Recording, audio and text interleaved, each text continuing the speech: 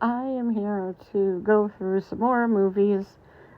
This would be 70 to 61, and I'm gonna try to be quick because I don't know, I don't know how much people are paying any attention or care. So, number 70 would be Clerks. I saw this when I was in high school, and obviously, I think if you've worked in any type of retail environment, you're going to relate to it, but I just remember watching it with my friends, and it was just so, relevant and realistic and hilarious, and so I've always really enjoyed Clerks. Obviously, some of the stuff is ridiculous, but, as a whole, it's just kind of the day-to-day of working retail and, some of the boringness of it, but also sort of what makes it unique. So that's Clerks. So 69 is Monty Python and the Holy Grail.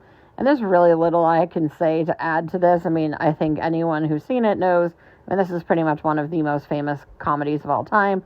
It's absolutely hilarious. Super witty. Just everything Monty Python does is really funny. So I am not breaking new ground by telling you that this is a funny movie. So that's that one. The next one is Easy A. The reason I really like these, I'm a big fan of the movies, the sort of teen movies that take classic literature and kind of retell it in a more modern setting. Obviously you've got She's the Man, which is Twelfth Night. She's All That, which is Pygmalion. 10 Things I Hate About You, which is Taming of the Shrew. Never Been Kissed, which is a sort of adaptation of As You Like It. Easy A, which is Scarlet Letter. Obviously some of them take a lot more leeway. I think the Shakespearean ones tend to be a little more, 10 Things I Hate About You and She's the Man are pretty much spot on, but even then, they have to add some things, change some things. So, but I really like this because I like that they take the themes of classic literature and kind of make them more current and modern and show that, these are universal, works of literature, and there's a reason they still work. Plus, Emma Stone's really funny. It's just a really great movie. The parents are super funny in it. I think everybody's, good in it. And it has sort of, for me, I really like the sort of fun feminist undertones as well. So, the next one is The Mummy, and this is the Brendan Fraser Mummy. This is that sort of old school Indiana Jones feel. It's just really fun. It's not necessarily, the most unique or exciting, new type of movie of all time, but it just really, it captured that feeling of Indiana Jones, and there's not too many movies that do that. And it was fun, it was entertaining, it was fast-paced, characters were likable, it was just an adventure, and it was a really fun movie. So I've always really enjoyed that. I did watch the remaining movies in the Mummy series, and they are not that good, so do not watch them. Go ahead and watch them, but you're going to be disappointed. The next one's a little more obscure, so I'm going to kind of probably talk about this one a little more, and this is Harold and Maude. This is a 70s, I believe, comedy, a very dark comedy, and I watched this in school, and I'm not really sure why, because I don't know what it had to do with anything we were watching or reading. It was in one of my English classes. It might have been in one of my more, obscure English classes, because I took some, really out there English classes, but I watched it in high school, and I still don't necessarily know why, but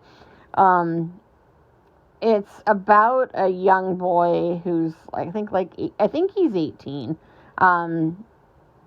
and he has, he's obsessed with death, and he's obviously got a little bit of, some element of depression, and, he's, obsessed with suicide, and he meets this old woman who's also obsessed with death, and they form this very unlikely friendship. There is a romantic element, which is a little weird, but again, it was the 70s, I guess that's a whole thing, but really what the story is that because he's young and he's super morbid and she's old and she's sort of a cynic, but she also is, she's older in her life and she's lived her life. And in a way, she kind of gives him like that mindset of like, yes, you can be cynical and you can be depressed, but, you still have a whole lot of life to live. And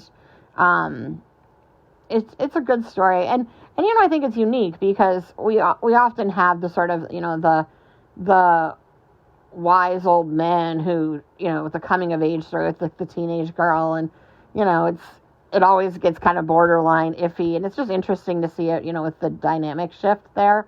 Plus, it is really cute, even if it's, I hope he's 18. I mean, I believe he's 18, but, again, the 70s was a time that did its thing. So we're going to acknowledge, we're just going to move on and hope he was 18. In my mind, I'll say he's 18. He might have only been 16, but basically, I thought it was really cute. It's all Cat Stevens music, which is really cool. And I just really liked the movie because it was, I guess now it doesn't feel like that refreshing and different, but at the time I had not seen anything like it. And, and especially in school. So, I really liked it. And I think I like the characters a lot, which is what really worked for me. The next one is an older movie, and this one kind of surprised me that I like this so much, and this is Dog Day Afternoon. And this is just basically, I think it's based on a true story, but it's about a bank robbery, and it's just incredibly it's really fast-paced. There's I really liked about this movie, what makes it stand out to me is that it's not about the robbery itself. It's about, this moment and this conversation with these cops and this guy and sort of the repercussions of actions and how they affect people. Performance wise, it's really good. It's just a very interesting movie, that I don't feel like I've seen a lot that kind of does the same thing. So moving into another one that's older, this is Girls Just Want to Have Fun, and I'm going to be really honest, I'm pretty sure this movie is total crap. So, if you're looking for good movies, this is not going to be one of them. I don't think it's very good. I don't think anything even happens that's any good, but I watched this when I was young. I love Cyndi Lauper, so obviously it was named after a Cyndi Lauper song, and it was just about, girls in the 80s, and wanting to be girls.